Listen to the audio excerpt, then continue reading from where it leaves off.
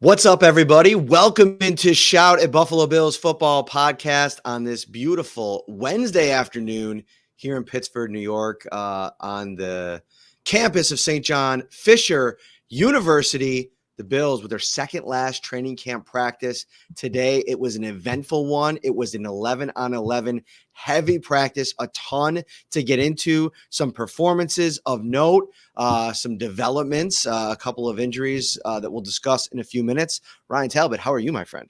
I'm doing great. Excited here as training camp winds down to get into everything that unfolded today at St. John Fisher University. Well, we'll start with the injuries because we've had a bunch of insiders texting us about a couple of players. Dion Dawkins, I just getting this update right now. Dion was excused for a personal matter today. It was not injury related. So everybody panicking about Dion Dawkins not being out there for most of practice today. No big deal. Daquan Jones, no big deal injury-wise. So don't worry about that. Daquan Jones is dealing with a groin. He is listed as day-to-day. And then Casey Toohill also dealing with a groin, and he is listed as day-to-day too. So Dion Dawkins dealing with a personal matter, not injury-related, the reason that he missed for most of today. And big news, because there were a lot of Bills fans who were in a bit of a panic about that, and rightfully so. He's a key member of this team, key member of this offense. You could argue the second most important part of the offense after Josh Allen because of how well he plays at left tackle. So definitely some good news here as we kick off Shout. Yeah, keep it going, Ryan, because I'm tweeting this out right now. Oh, okay. Well, let's keep going then. Groin injuries, those happen at camp a lot as guys are getting back into the groove of regular football activities, the 11-on-11, even the 7-on-7. So common injuries, you don't want to see them, but at least they're day-to-day issues when it comes to Daquan Jones, who's going to factor in as a pivotal member of this defensive line. However, the silver lining there, Matt, is without Daquan Jones, it gave some opportunities to some of the younger or some of the depth pieces at defensive tackle, one being Dwayne Carter, who had a really nice practice today. And then, we've already seen a lot of the same injury updates. A lot of players who are still not practicing remain with the same designations. Obviously, Mike Edwards, Cole Bishop week to week at this time with their injuries. Ty Johnson still dealing with his injury. Chase Claypool, and that list goes on. One injury update in a positive note was Andy Isabella was back out there at practice today, Matt. He needed a cart to exit practice on Monday after taking a hit from one of the D tackles there in Buffalo. So encouraging news to see that he was back at practice as well. People are getting to see the live work of a beat reporter. I'm literally on this in the moment right now, and you got to go for about 30 more seconds, my friend, as you sip on that Fresca. Sip on my Fresca, yeah, absolutely. So, huge news here. Obviously, having everyone intact for the regular season is going to be big. Correct me if I'm wrong, Matt. When you're done with this, I don't believe the Bills have said anything yet on how long players will be going out there for their first preseason game. And so Josh Allen spoke today, and he did not give any update on as to whether or not he would play. Right. And there are certain players that you don't need to see out there, like Josh Allen. There are different approaches to that based on what teams like to do. We've already seen that the Arizona Cardinals have announced that Kyler Murray's not going to play at all this preseason. His first action will be against the Bills in week 1. Other teams take a different approach. We've seen, Patrick Mahomes play a little bit over the preseason, maybe more than some people think he needs. But every team has their own philosophy when it comes to the Bills. I wouldn't anticipate much from their core starters on Saturday afternoon when they host the Chicago Bears. How was that for the 30 seconds? Need 35 more? There's a smirk there. You know what? I'll just keep going, Matt. Let's keep going. I want to see how long you go. All right. I just set it out. We're good. We're back on track. Hello, everybody. Welcome into Shout. Some breaking news here. A lot of Bills fans were really concerned today about the exit in practice of Dion Dawkins. He had a personal matter to deal with per a league source. So he left practice, was excused by the Bills. His exit was not injury related, which, right, that's a big deal because if you're talking about across this roster. And I think we've actually had this conversation or talked around this conversation in the past.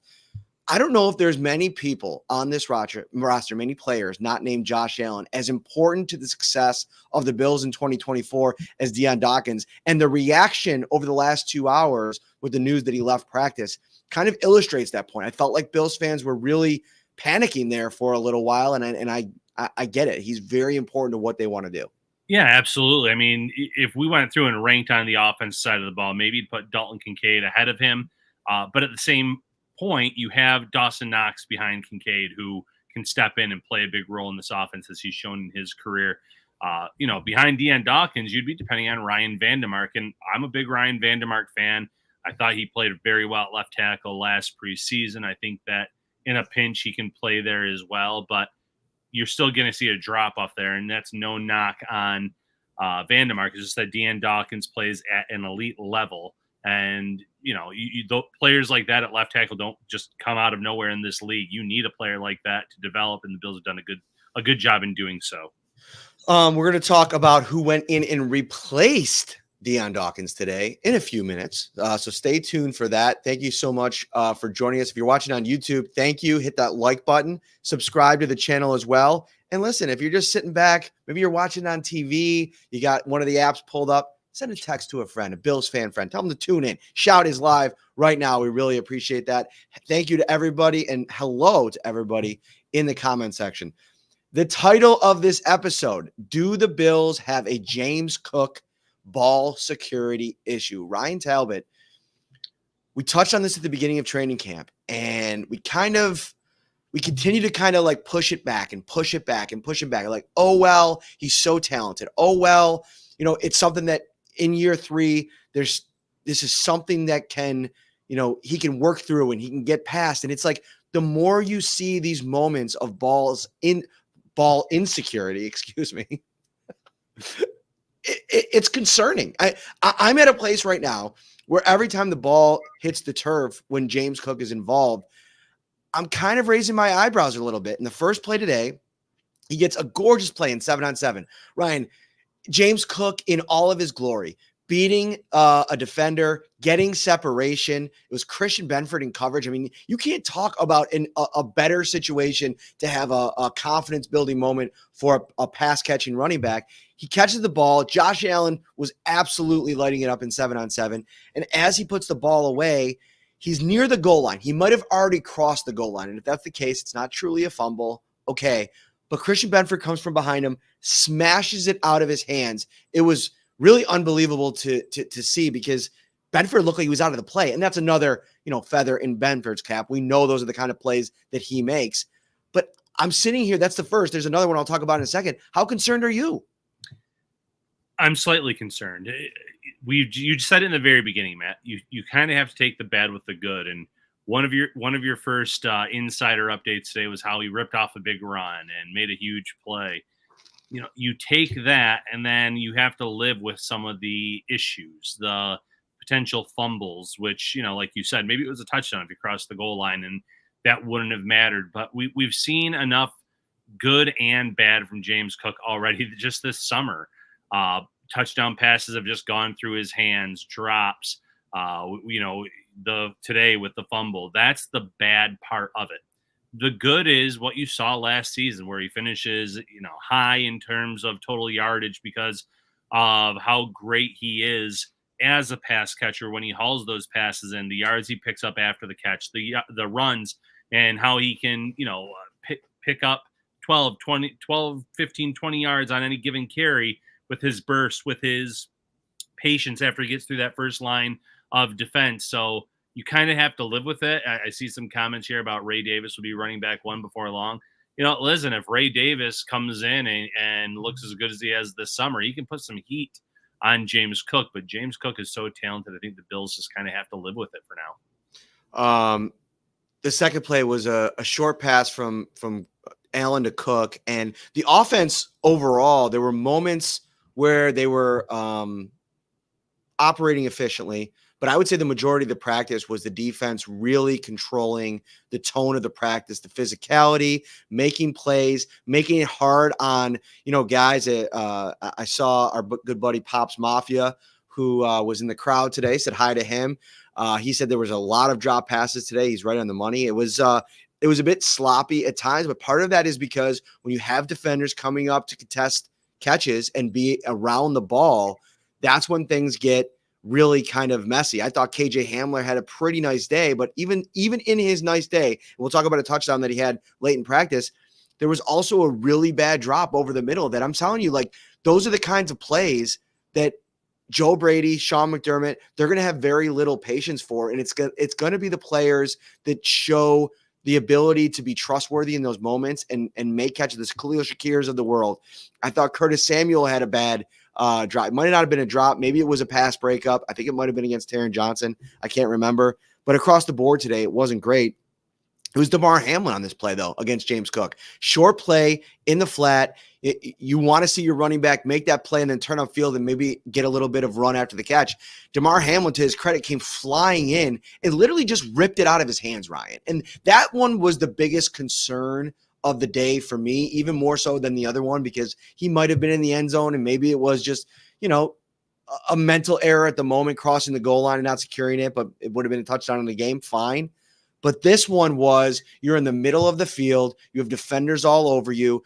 Damar Hamlin comes on and he just takes the candy. It's like taking, candy from a baby, Yeah. Ball protection is very important to this team. They need to do a good job when they are in the open field, when they know defenders are going to try to rip that away from you, take it away from you. That's the first thing. When it comes to the pass breakups, like you said, those happen. You want your receivers to be able to fight for the balls, your backs to fight for the balls. Sometimes the defender just makes a good play, but when you have the ball already in your hands, you need to come up with a way to keep it secure. You can't be putting the ball on the ground, like you said.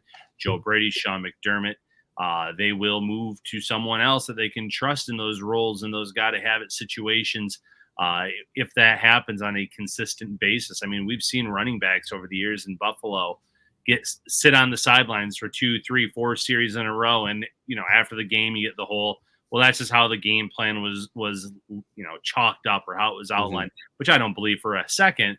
You don't take your best back off the field for multiple series and putting your back up for that many in a row unless there's a reason for it. So the Bills will pull players if need be, and hopefully they're learning now. It's better to be happening now than the preseason, regular season, I suppose. Obviously, the regular season, you don't want it happening. But they need to learn from these mistakes that they're having today in these sloppy practices as we get closer and closer to the preseason. Ray Davis has had his own ball security issues at times, and that is what it is. He's a rookie player. Joe Brady was actually asked about it today, and he said that he's loved everything about Ray Davis so far. So the team, and that's including like some of the early camp issues when it comes to ball security, but it's a rookie running back. I mean, that's going to be something that if it happens over a long period of time, that's something that you kind of zero in. We're on year 3 for James Cook. So the level of patience, I feel like, he's a really special player and he's going to mean so much to this offense. I mean, we've had shows this offseason talking about him being the key to this offense going at times this year. But you can't have a guy out there that you can't trust. And this is going to be something that once the games start and they start to matter, we're going to be keeping a very close eye on this. Shout out to Brandon Gross in the comments over on YouTube, said it's the first time watching live. Shout, usually listens to the audio podcast. Send along a super sticker. We really appreciate that. Ryan, you've been out at a bunch of camp practices this summer. Fill in the blank. Question from Beast Path over on YouTube. The most consistent wide receiver this camp so far has been, and let's actually say it at the same time, last name. 3, 2, 1. Shakir. Okay. So you were a little bit behind. We didn't do it like synchronized, but I think we're in lockstep there. Absolutely. Yeah. Shakir has just been a steady presence all summer long. He is someone that has earned Josh Allen's trust from last season. You see that on display at training camp. He knows that, that being Allen, knows that Shakir is going to find the soft pockets if they're going against zone. They know he can get open and that, he can do just about anything in terms of winning his matchups. He's very good as a route runner. He's improved year over year in that regard. And he's definitely been the most consistent. There have been a lot of great Keon Coleman moments and plays, so that's not taking anything away from Coleman. There have been practices that Curtis Samuel has taken over Mac Hollins has had some nice prices, Tyrell Shavers, and the list goes on. But in terms of the word consistent, Khalil Shakir far and away has been the most consistent receiver at camp. Yeah, I see Pops Mafia in the comments. He mentioned Keon Coleman, and I think you can make an argument for him. He's been that consistent. And I think if you're the Bills, you're super excited that he's in that same bucket with a Khalil Shakir when you're starting to talk about this and break this down. But Shakir is like, he's so reliable in every moment, in every, phase of the field. Now, the one difference is Coleman has spent the majority of his training camp going up against the, and I'm not saying that Taron Johnson is any easy assignment on the other side. You can make an argument that's even a tougher assignment. But I feel like Keon Coleman, for his first season coming into the league and having to deal with Ruel Douglas, Christian Benford when the pads are on, dude, like another outstanding day for him. And we'll talk about that in a moment. Even Kaiir Elam, who a lot of people would make the argument that he is the biggest riser of this training camp. That's pretty impressive that he's at least in the conversation there. But in terms of Shakir, it's just there's so much that he understands about spatial awareness, where to be on the field, how to make himself an easy option for Josh Allen. And I think he's poised for a huge season. And I also think, we'll talk about a little bit about over the course of the episode, the Bills putting out their depth chart today. I thought it was noteworthy that Mac Hollins was the number one wide receiver listed there. And it was Curtis Samuel. I mean, however you want to kind of parse that up. Maybe Samuel's the number one, whatever. But Keon Coleman is after Mac Hollins. So I think that'll be interesting. And right now, don't read too much into that, Bills fans. That'll change between now and the regular season potentially. But you want to make the rookies work for that starting job. Not that Coleman has been working hard. He's had a great summer. Mac Hollins has had some pretty good days, and he's someone that's played in this league for multiple seasons. He's going to factor into this offense in some role, more likely on that fourth wide receiver area when all is said and done. But I wouldn't be too worried about that if I were a Bills fan. I think Keon Coleman's going to get a lot of opportunities. Early on, red zone might be his bread and butter, but he'll also get on the field between the 20s as well. All right. Thank you so much for watching, everybody. We are live with Shout, our second last training camp episode of Shout. Man, these 2 weeks are so fun. They fly by. These shows are daily. We're bringing you as much as we can from out here on the practice field at St. John Fisher University. Let's spend a minute here on the defensive backs, because one of the most outstanding singular plays of the day today was made by Ruel Douglas. And I mentioned that the offense at times looked pretty good. As practice went along, the defense started to assert itself a little bit. And I thought this was a play that kind of changed the momentum quite a bit. Josh Allen went back to pass. He was looking for, do I have it up here? Oh, no, I don't know if I have it up here. I can't remember who he was looking for. Oh, no, it was Curtis Samuel. Curtis Samuel was working against Ruel Douglas in one-on-one coverage. He either fell on his own or Douglas made it a little bit physical at the catch point. He dropped Curtis Samuel. He steps in front of a Josh Allen fastball on the left sideline, steps in front, intercepts it, runs it back for a touchdown. Ryan, I'm at the place now where, despite the really important camp for Kaiir Elam, this is a defensive backfield that is cornerbacks room that's led by Ruel Douglas and Christian Benford. I do think the Bills are going to try to get Kaiir Elam on the field, but I don't know if there's anything he can really do outside of like a pick in every preseason game where he maybe a pick 6 or 2, where he's like dethroning either of these guys. And for me, it's still Ruel Douglas, CB 1, and I believe he was on the depth chart. Christian Benford, CB 1B, so a 1A, 1B situation.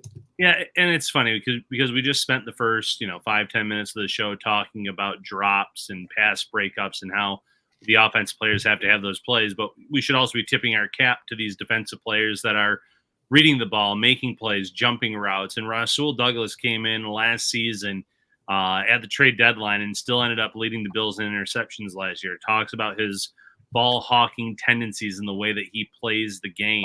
He's someone that last year didn't even have a great, knowledge of the playbook. He was leaning on the safeties pre-snap to know what to do. And that was enough for him. Now that he knows the ins and outs of this playbook, I think he's going to take his game to another level. And it's great to have a Kyrie Elam waiting in the wings based on the camp that he's had, but you can't, move on or move Ruel Douglas to a reserve role based on how he's played in Buffalo this summer and obviously last year. Christian Benford, multiple PBUs throughout camp, making plays on a regular basis. Another guy that elevated his play from day one in Buffalo, earned a starting job, and there's been no reason to take him out of that. So, you're happy with the outside corners. You're happy with the depth. That's actually been a bright spot where it was one of my biggest concerns going into camp. I feel like they've gotten a lot of good play at that position. And then obviously Taron Johnson with multiple pass breakups as well. It was a really good day today for that unit, and just really good camp as well for the starting cornerbacks on this team and a few of those depth pieces too. So Dion Dawkins leaves practice, and we've been talking about all the comings and goings, the happenings on the practice field at St. John Fisher University today, and we were sending it all out to the Insider text line all day long, all afternoon. That's our number one priority during training camp and all season long. And you can join and become a Shout Buffalo Bills Insider right now. 2-week free trial, $3.99 a month after that. Just text 716-528-6727 or go to joinsubtext.com/shoutbuffalobills. Ryan, tell everybody why they should become an insider. Why not? I mean, let's start there. Matt, the last 2 days, play-by-play of these 7-on-7s, 11-on-11s, you get our instant analysis and thoughts, post-pressers, post-practice. You're getting injury updates. You are getting news as it is happening. You don't have to sift through X or Twitter, whatever you want to call it, where I don't know about you, but it's not just football talk at my feet. I'm getting ads galore. I'm getting things that I have no interest in scrolling through. You get Bills news 24/7 right to your phone, 365 days a year. Become a Text Insider today. The Shout text line is brought to you by Carrie C. Byer, attorney with the law offices of Francis M. Litro, located at 237 Main Street in Buffalo, New York. If you or someone you know is seriously injured, give Carrie a call at 716-852-1234 or check out litrolaw.com. All right. Dion Dawkins leaves practice today. In goes Ryan Vandemark, who, if we had the emojis available that we could kind of just shoot up onto the screen, he would have that trending up blue or red, whatever the color is, emoji. Is it red? On some platforms, it's blue. You would think trending down it would be red, but yeah, I don't know. It's weird. So it's different on every platform, I feel. But either way, through the roof right now. I think Ryan Vandemark, obviously going in at left tackle, we've talked about this. That's kind of the strength of his game. He's worked at both spots throughout training camp. To me, he's the swing tackle right now. He is the first guy off the bench. Absolutely. No matter what happens with Spencer Brown, no matter what happens with Dion Dawkins, he's going into the game. There was one rep today, Ryan, where he was working against AJ Epinesa, and I believe there was a blitz happening, and he was left out on an island. And Epinesa kind of got a good punch on him to start, like so much so that it kind of like moved him back. But it was almost like an immediate rebound from Vandemark to where he anchored, he set. I think Epinesa was trying to move an outside move, and it was absolutely squashed in the moment. And I zeroed in on that because when you don't see 73 out there, the first thing you start looking at is all right, who's out there? What's that player doing? You watch the next couple snaps. I thought for the most part throughout practice, he really held up well. And that's a huge sign for this Bills offense. Yeah, not every team in the league has a swing tackle that they have the faith could step in at left tackle or right tackle and start for them if an injury occurred. I think the Bills have that much confidence in Ryan Vandemark. He has grown a lot under Aaron Cromer and in this scheme, in this offense. He just keeps getting better, and he's still such a young player that I don't think he's scratched the surface on as good of a player as he can be. So to have him waiting in the wings if Dion Dawkins exits a practice or a game, that's huge. I still think left tackle is his best spot, but he's shown a lot of improvement this summer at right tackle. It was an area where when you saw him during the preseason last year, you said he was okay, but he left some plays out there on the field. He's certainly improved on both sides. he's a great option to have where many teams don't have that guy in waiting.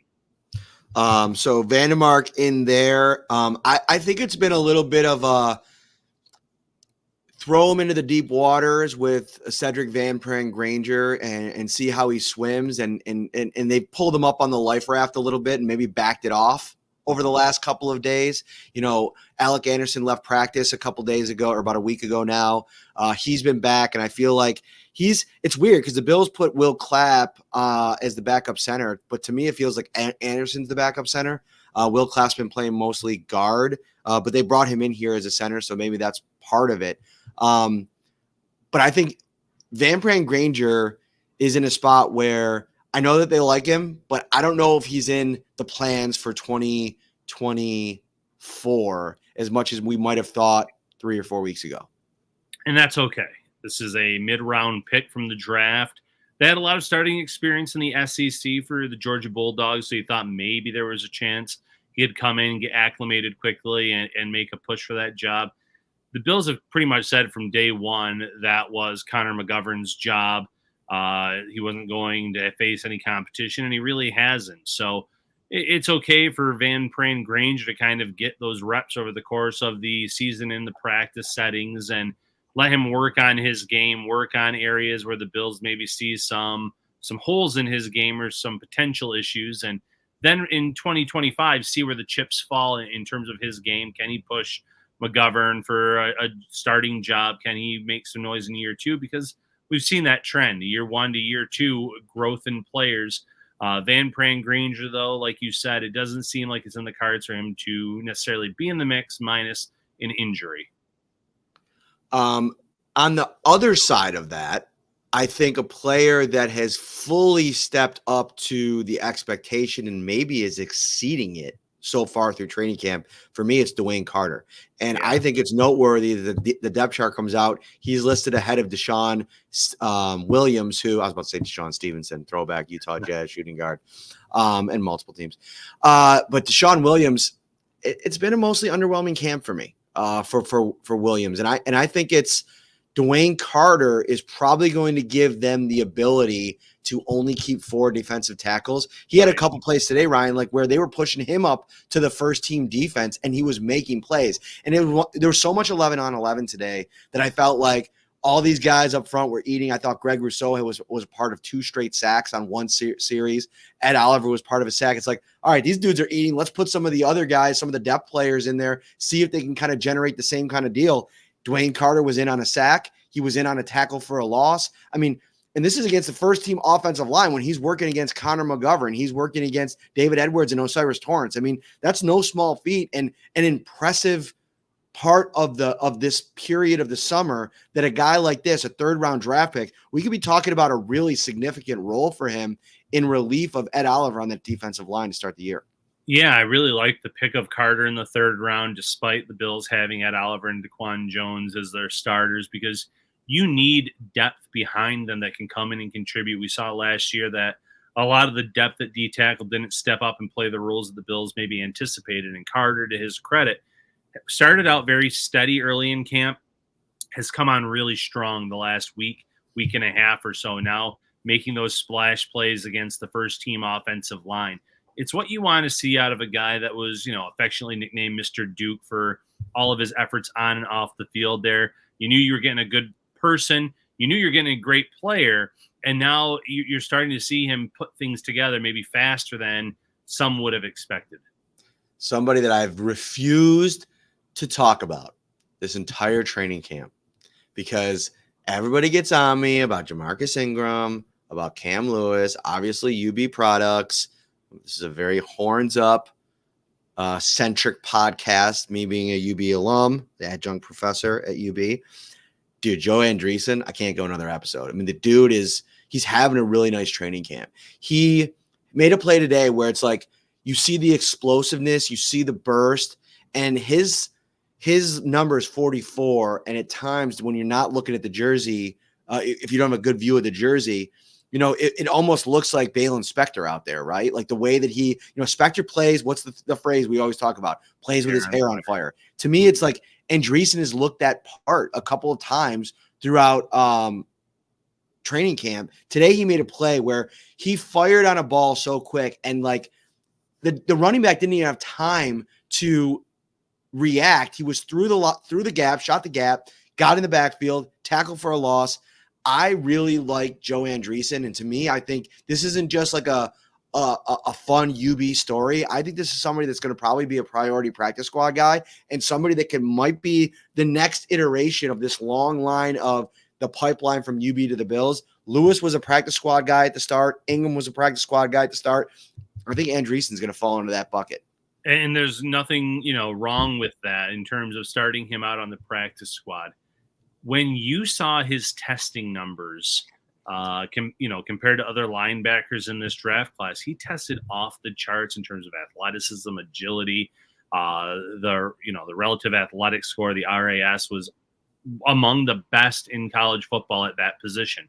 He's a little undersized. There's obviously knocks on his game. There's a reason he went undrafted, but you can't deny the athleticism, the ability where if, you can coach him up over the course of a year or two, he can easily become part of your rotation at linebacker, move up the depth chart there, and be someone that you can count on special teams as well. So, kudos to the Bills for bringing him in, signing him to the 90-man roster, and giving him a true evaluation period this summer, because he has shined, he has stepped up and made the most of this opportunity.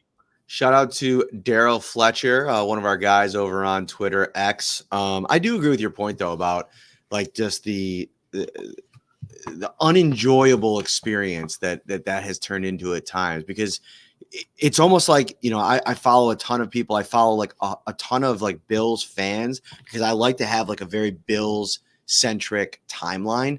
What are people thinking? Like, I've always been somebody that's been like really keen on having a good understanding. That's why I like the text line so much, having an understanding of like what the pulse is of Bills fans, like about the team, what they're saying, what they're doing. You're the same way.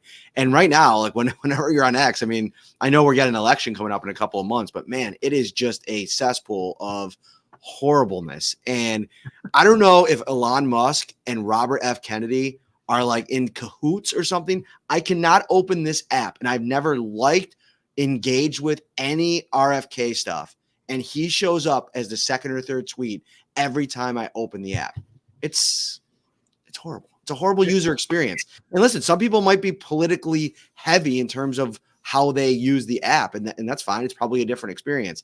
But I use it for Bill stuff only, and it has not been great in that department lately. No, I was just talking about that last night with Joe Miller and company on the podcast about how when you open it up now, it's just political stuff. And they were talking about how they've muted words, muted candidates on both sides, and it's still popping up. It's still left and right. So it seems like that's an issue that a lot of people are having.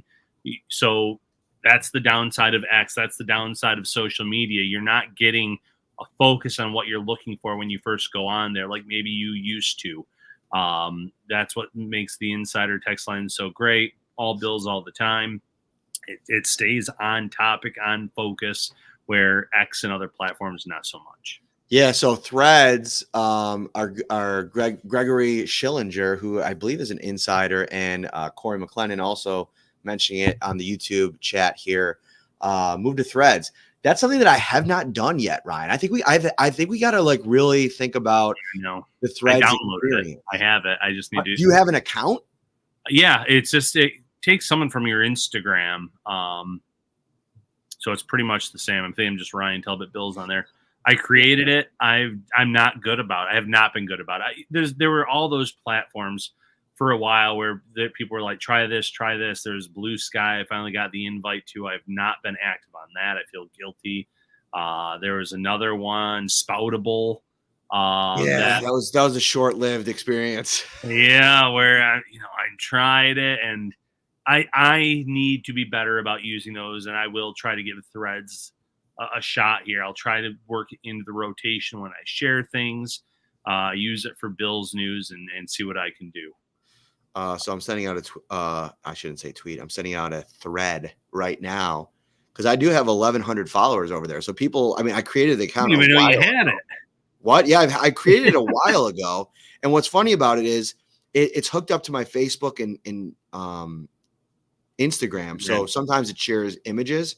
So I have a bunch of stuff on here, and I'm looking, and there are some engagements with it. And I did have I threw a couple tweets out on Threads a couple times just to see how it would do. And then I forget to go back and check it. So I got to get back on the Threads game. If you're on Insider, if you're on here in the comments, hold me accountable. I gotta get over to Threads. Yeah, I was just looking on mine. 55 weeks ago was the last time I posted on there. Okay. It's not good. Boy. That's not good. Right. That's not good. We're heading back to Threads. Oh, he's back, baby. We're back in a big way. Get out the yarn. Where do you want to go next, Ryan? We got a question here, from Pops Mafia. How long will we see Josh Allen and the starters on Saturday? On the sidelines the entire time. Yeah, I don't think we're going to see Josh Allen. I don't think we'll see the starting offensive line. I think we will see if Chase Claypool's ready to play. I'd imagine we'll see him because he's got to make up. Gotta have it, summer, Matt. But here's the thing: as out as he seems right now of the mix, he's 2 or 3 games away from making some noise, from being right back in the conversation here when we get to the end of this thing. Something I was talking about with somebody on the sideline. I'm a big fan of Tyrell Shavers. I think what he's doing, what he's done this training camp, his approach in the offseason, everything I've heard from him. But you can only do so much in this setting, make so many big plays, make so much, be trending up for so long. Eventually, you're going to have to play in a regular season game. And the path to a regular season role for Tyrell Shavers is something that you really have to be creative when imagining what that's going to look like, because even if he makes the roster as the 5th or 6th wide receiver, and most likely it's going to have to be the 6th, how is he passing up MVS? How is he passing up Curtis Samuel and Keon Coleman and Mac Hollins? I think it's going to take an injury, and I don't know if that roster spot is available, knowing what they have to do at some of these other spots. Listen, as crazy as it sounds, I might be more in the camp of Zach Davidson over Tyrell Shavers at this point, just because of the insurance policy that gives you for Dalton Kincaid and Dawson Knox. And I get that viewpoint. I was just going to say, I think the preseason is still just as big for Tyrell Shavers as it is for Chase Claypool and some of these guys fighting for a roster spot. What he's done at camp has put him on Buffalo's radar for a roster spot. It has not guaranteed him a spot, has not locked anything up. But if he comes in on Saturday against the Bears and he makes a few big catches from Mitch Trubisky or Shane Buechele, that furthers, and it keeps inching him up closer and closer. So I'm not ready to sit here and say he's locked up wide receiver 6. If they carry 6 receivers, that's another thing that the Bills have to potentially decide. But he's put himself in, I would say, the driver's seat to claim it with a strong preseason. He needs to back it up, though. He's done the work this offseason. He's worked on his special teams ability. He's worked on his wide receiver game, and it's all been great so far. But definitely, he needs to outperform Chase Claypool if Claypool plays in these 3 preseason games and show why he deserves that spot over anyone else on this roster.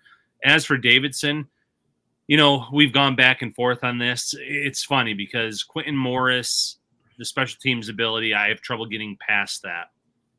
But when it comes to Davidson, if you were to be without Dawson Knox or Kincaid for a game or two, I feel like Davidson would bring more in the passing game potentially than a Quentin Morris. So it's one of those tough decisions that the Bills need to factor in. How important is Quentin Morris to the special teams game? How important is this overall unit with the new kickoff rules? It changes the whole dynamic of what they have to do. Obviously, the punt return game is still the same, but there's so much that I'm sure goes on behind closed doors in terms of how they're aligning the importance of these players on the back end of the roster. We got to get to 2 more points before we get out of here. I guess we start on the kicking game, and Tyler Bass, man, what's going on here, Ryan? We had the season that they had a year ago. We get to today's practice, And, it's been kind of like a fine spring and summer, like nothing like I thought that stood out so much that I had to talk about. There's been a couple missed field goals. His kicking today, I think he kicked 5 or 6 balls in the field goal portion.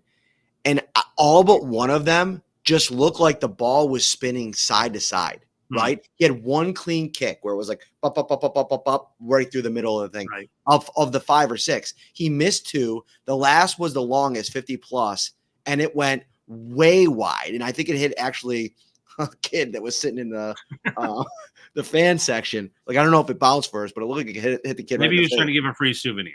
Maybe that was it. But somebody I heard one of the fans make a joke when a kid dropped a ball, like a teenage kid dropped the ball off the kick. It bounced once, then he went in his hands and dropped it. He's like, "Oh, look, it's James Cook." And I was like, "All right, relax. Relax. We got comedians all over the place here." I guess. So I'm reading a tweet here. Do you know that dude from he used to work at WGR and now he's in Pittsburgh? His name's Andrew Pony. The Pony Express. Yes. Dude, is there a worse social media follow than this guy? Like, no, I've seen some of his stuff aggregated over the years, and it's been just the most embarrassingly bad, like either phony reports, bad reports, horrible takes. I think he was like the card carrying member of the Mason Rudolph and Kenny Pickett fan clubs. Like, come on. Yep. He tweeted this morning that it's a done deal, Brandon Ayuk to the Steelers. And now apparently Ayuk's agent has come out and said, nothing is done. Don't believe everything you read. I mean, if we had the person that ran X or Twitter that we thought could hold the people accountable, I think we should delete the Pony Express. Yeah, it's bad. It's one of those things where I don't want to accuse this person. I'm sure he's a fine individual, but I think a lot of people on social media, you hear reports of, oh, this is close or this is going to happen. They want to be the first to report it. So they take that and they say, yep, it's finished. It'll be announced any time now. So that way, if they're right, they get credit for it. And if it doesn't happen, oh, they hit a snag. But now you have these reports coming out that nothing is finalized. I've seen Schefter say it.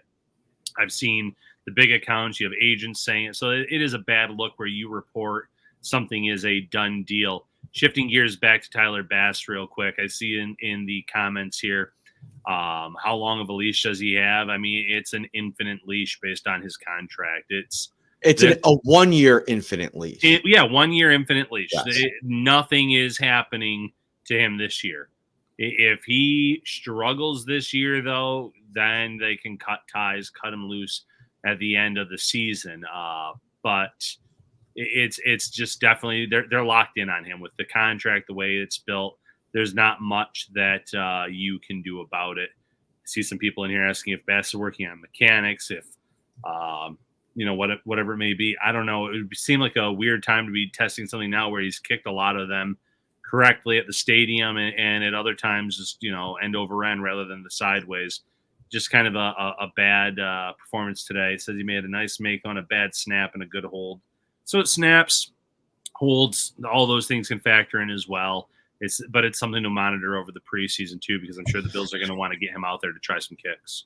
This was the most active day for KJ Hamler, and I think it's worth bringing him up because, like, where are we at in terms of his ability to make a run at a roster spot? Like, I don't know if he can, outside of maybe if he wins the return job. If you look at the Bills depth chart right now, he's listed as the backup to Khalil Shakir as the slot guy. So, if the Bills keep 6 receivers and it's Samuel, Shakir, Hollins, Coleman, MVS, and Hamler's the 6th and the returner, now we're talking, right? Like now, there's an actual path to him. And I thought he made one of the best offensive plays of the day today. AK Cash in the YouTube section mentions the touchdown that he had. It was the back of the end zone. It was a really nice ball. I can't remember who was in it quarterback. I'll have to bring my update here, see if it. back of the end zone, over the shoulder. I think he was working against Damar Hamlin at the time. It was just a really nice catch. He had like, I would say 5 or 6 receptions over the course. I mentioned the drop, which was a little bit concerning where it was, especially against the third team. AK Cash said it was Mitchell Trubisky that threw it. So a nice practice for Hamler, but I still think it's complicated. Like, it's going to be complicated for that last receiver spot. And then we could sit here and argue Hamler, Claypool. Well, Claypool's not really part of it right now, but Hamler or Shavers right now. And we can get to the end of this thing and just say, oh, the Bills are just keeping 5. And I know some people are, like John says, he's not impressed with MVS. I don't know. It's like they're building that rapport. Josh Allen mentioned it after practice today. He was the guy that got here the latest in the process. They're still working on the chemistry and all those kinds of things. I don't think that, he's auditioning. Like, I know that's crazy. I know everything's a competition, but I do think he's going to be part of the plans, at least from the jump, to see what it looks like for a guy that's made big time playoff plays over the last 2 seasons in Kansas City. Yeah, that's a great point. And when it comes to that last spot, it is complicated because if KJ Hamler is the return man on these initial depth charts, if he makes plays in the preseason, he could leapfrog Shavers, we both talked highly of this summer, and Claypool, who we thought had a chance to make this roster based on his past production in this league. The Bills have to really sit down and evaluate what options they have at kick returner, punt returner. Do they feel good about Ty Johnson when he's healthy being one of those guys? Maybe. Is it Daquan Hardy at cornerback, a depth guy that you're not counting on for key reps? You don't want to put a guy like Khalil Shakir back there on punt returns. He has the ability to do it, but you don't want to put a key player back there. It's got to be a depth piece. So the Bills have to really evaluate what their best options are there in terms of also making sure they're producing the best 53-man roster possible, because if Hamler is their guy, how much of a drop-off in wide receiver play is there between him and Shavers potentially, or he and Claypool? Hamler has all the speed in the world. He's had some terrible luck with injuries throughout his early career. Can he stay healthy? That's another factor when you evaluate all of this. There's so many pieces to this puzzle that makes it so difficult, where I'm glad that we're discussing and not actually making those decisions, Matt. The last thing I want to talk about is on the depth chart is the safety position. Right now, it's set up with Mike Edwards on the third team. So the starters are Damar Hamlin and Taylor Rapp, which has been the last couple of days with Bishop battling the injury. You have Bishop as the backup to Hamlin. So that to me is where he can maybe push things a little bit. If he can get that hamstring right and get back, then it's Cam Lewis at the other safety. So where we'd expect him. Now he's been working a lot in the slot as well. So, he's got that kind of versatility. I know they list on here as the backup to Taron Johnson, Daquan Hardy right now, but it's been Lewis mostly in playing time. Then it's Kareem Jackson and Edwards. Then it's Burgess, Delaney, and Williamson. Delaney, I don't know. He hasn't looked great. Like, he's going to be one of the first cuts, I think. And then, I think so too. Okay. One thing on Tyrell Burgess, then I'll flip it over to you. He had an interception today. It was a really nice play. I think it was Xavier Johnson. The ball got tipped off of his hands. It was a great play by Burgess coming flying in there, make a catch. That can make things interesting to see how he maybe, if he could start making some plays, if these two guys are hurt, or maybe even Ryan, like maybe they just decide to cut the cord with Edwards if they don't feel like he can get back. Sometimes guys that deal with this hamstring, it can be a lingering issue over the course of the season, and he's barely played for them. Yeah, the safety depth as first, reported on this first depth chart didn't surprise me at all. You have the two healthy guys at the top, obviously. Cam Lewis has had to come in and play a lot at safety based on the injuries. He has the ability to do that. He's such a versatile piece that he's the guy that you think is going to make this roster anyways, for the ability to play nickel, to play safety, and even outside cornerback in a pinch if need be. So then it comes down to, Cole Bishop. He's the guy that you think can push Hamlin for that starting job at some point this season, depending on his health and how quickly he gets back out there. Mike Edwards, I think, had he stayed healthy, would have been a front runner for that starting job. And it just shows you how much injuries matter. His injury opened the door for Damar Hamlin, which further stayed open after Cole Bishop went down, and Hamlin's performed well. He's someone that, whether it's based on the injuries or not, he could end up getting that week 1 starting job, and rightfully so based on his performance when he's been given these opportunities. So Mike Edwards, I still think has a good shot of making this roster, but injuries change things in a big time way. There are players that you sign that you think are going to play a key role for a team, and it just never happens or comes to fruition. And it's funny, we were talking pre-show, Jordan Poyer has not practiced 6 days in a row in Miami. That's not to say he's not going to factor into that defense. He's not going to get cut, but injuries and things slow players down, and it affects them in terms of where they end up or how much they end up playing. It's a tricky thing when it comes to Mike Edwards, because he was never a long-term starter in Kansas City. He thought the opportunity was here in Buffalo, though, and now injuries have, prevented that from occurring. Yeah, tough start to the transition to Miami for Jordan Poyer, but this is something that the last 2 training camps he's dealt with in Buffalo, just nursing injuries. I mean, he gets hurt before the season even starts, and now you're starting, you're dealing with one thing, and then it becomes like a collection of injuries. Like, I mean, at one point last year, Poyer was playing with like 4 or 5 different injuries, like the last 2 seasons. And so you just reach a point where your body just can't take it anymore. And that's a really tough spot to be. And that's why I think the decision to move on from him when they made that decision was a smart one. All right, Ryan Talbot, 50 minutes today on a Wednesday. We'll be back for the last day of training camp tomorrow. Then we got a preseason game. You coming to the game on Saturday? Oh, yeah. Woo-hoo! Yeah. Look at this mug. Hang on a second. Let me see if I can find it. I'm going to find it. Don't you worry about it. All right. Well, Matt's finding that. Yeah. Well, up in Buffalo for the weekend. My son is turning 12. So we're going to do some things in Buffalo with him all weekend that he wants to do. And then obviously I'll cover the game Saturday afternoon with you. Oh, we got it. Oh, baby. The mug shot. I was going to say, let the record show that we were told it has to be like a passport photo now. It does look like a mugshot. I'm not smiling in this thing.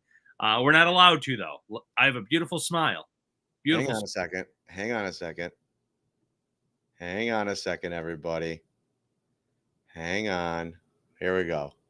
Let me just get it real close. I'm going to clip this out. We're going to have a new background for the pod. It's going to be amazing. There it is. I need to see it. That is going to be my new Twitter handle for the next month. It's just the you need to see mine? Yeah. Oh. I need to see yours now too, as I see Brett in the You know what? I left mine in the car. Oh, everybody have a great. I'm just kidding. Lies. I want to do that to you. Let's see. Talbot takes no prisoners. Okay, you're wearing a much fancier outfit than I am, so that makes you look a little bit classier.